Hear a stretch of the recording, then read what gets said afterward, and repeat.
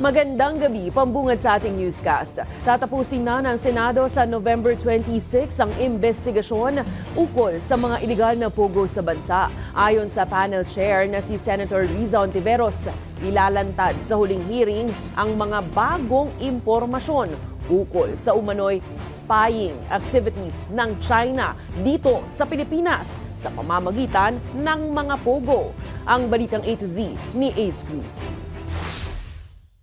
Matapos ang 19 na buwan at 15 hearings, magtatapos na sa darating na Martes, November 26, ang investigasyon ng Senado ukol sa mga iligal na pogo sa bansa. Ayon kay panel chair Senador Riza Ontiveros, ilalantad ang pasabog na impormasyon sa huling hearing. May bagong impormasyon po tayong nakalap, lalo na sa pagkakaroon ng mga espiya ng China dito sa Pilipinas sa pamamagitan ng mga pogo. Ayon sa Senadora, iimbitahang muli sa final hearing ang mga personalidad na sentro sa pogo investigation. Si dismiss Bamban-Tarlac Mayor Alice Go alias Go Huaping, kapatid niyang si Sheila Go, si Cassandra Leong na may kaugnayan sa kapatid ni Go na si Wesley at si Tony Yang na isang mataas na opisyal ng mga iligal na pogo sa bansa. Iimbitahan din ang mag-amang nahuli sa pogo raid sa Cebu. Dahil may big fish pa rin. At itong mga big fish ay nagpapatunay na yung mga pogo hubs ay hindi mga stand-alone operations tulad ng napatunayan na yung ugnayan ng Bamban Pogo Hub sa Porac Pogo Hub, yung ugnayan ng Porac Pogo Hub sa Cebu Pogo Hub in terms of mga interlocking directorates, in terms of mga dating nagtrabaho sa Porac na rescue muli sa Cebu.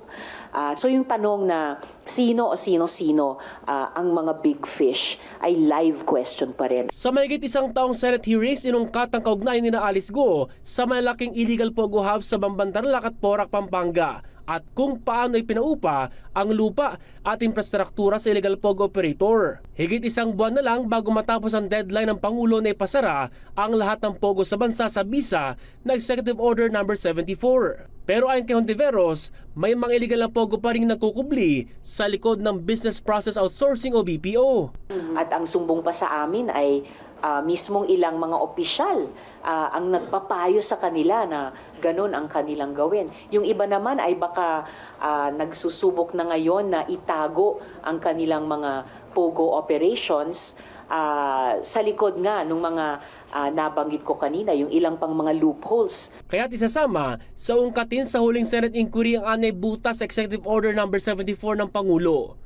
Umaasang senadora na susuportahan ng Pangulo ang pagpasa ng anti-pogo bill.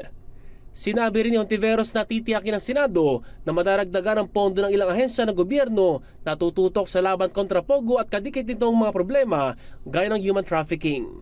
Para sa Balitang A to Z, Ace Cruz.